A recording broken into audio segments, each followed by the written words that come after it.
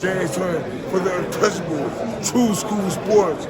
Let's go, baby. Bow! Be careful what you wish for because it can become a reality. Yeah. The untouchable True School Sports Empire. And y'all know the rest, man. Now listen, this is my official post-fight review for William Zepeda versus Tevin Farmer. And the result of the fight, even if he won, I don't care if he won, I don't care if he has a W on his record, even if he won, the result of the fight is William Zepeda exposed again by Tevin Farmer. Yes, man. William Zepeda wins a majority decision in Mexico. And I listen, William Zepeda, he's not what people he's not what Golden Boy wants to paint him out to be. He's not what Zam Promotions wants to paint him out to be.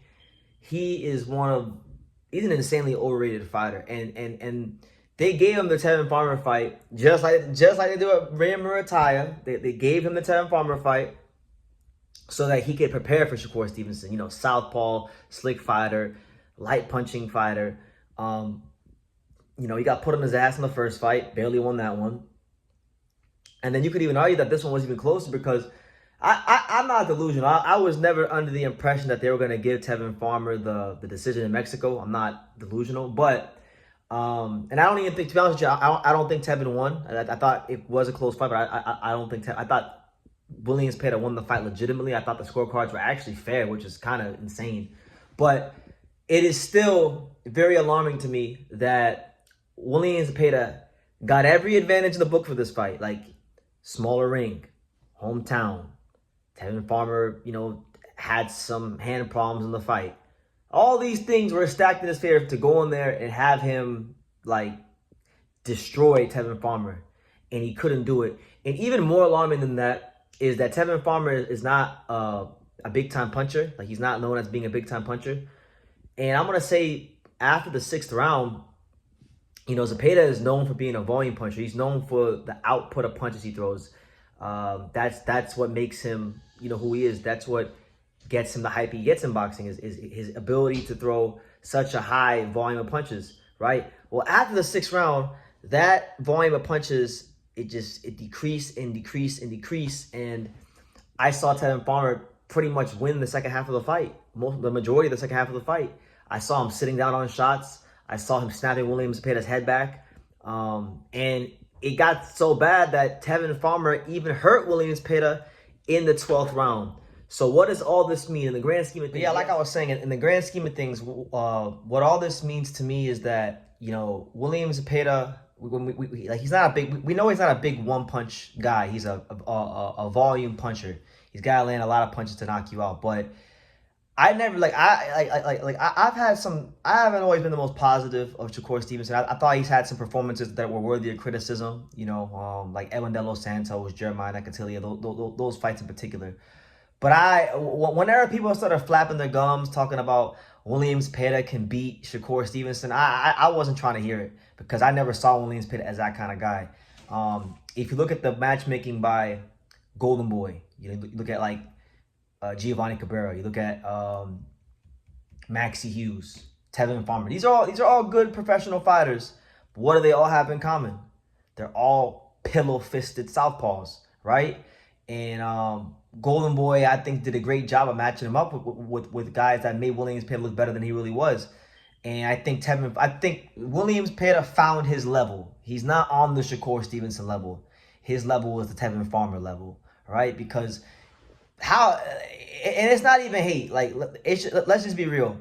Whether you think he won the first fight and lost the second fight, or won both fights, lost both fights, the reality is this: William Zepeda never definitively beat Tevin Farmer, and he fought him for 24 rounds. So that right there is the cold harsh reality of where he's at.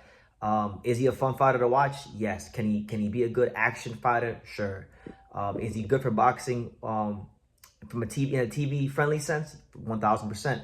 But when you talk about being in the upper echelon amongst the elites, the creme de la creme, top shelf fighters, he is not that. And I'll tell you right now, as crazy as it sounds, like Shakur Stevenson is not even a big puncher, but he's fought so many pillow-fisted fighters that Shakur Stevenson would probably be one of the biggest punchers he's ever fought.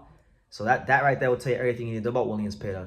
And I've told anybody who will listen that William Zepeda can't beat Shakur Stevenson. William Zepeda does not have the tools to beat Shakur Stevenson.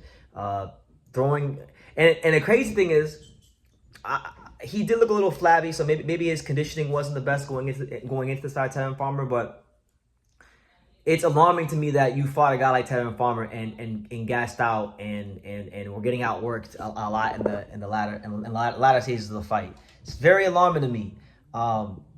If Shakur Stevenson, with Shakur Stevenson, he gets criticized a lot for running, right, being to safety first. But he's only gonna be that way if you have that one punch power.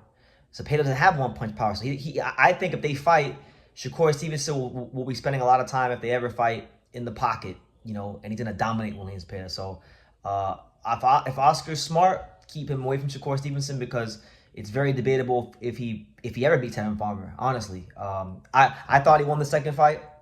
I thought the scorecards were accurate. I'm not out of here crying robbery, but it wasn't exactly a definitive outcome from William Zepeda. And fair play to Farmer, man. Like I said, if you go back and you watch the early rounds in the fight, he clearly had some problems with his hands, because he was motioning to his hand and he was yelling at his team about something outside the ring. So there were problems with him, and he's on the road. He's a B-side fighter. He's fighting in Mexico.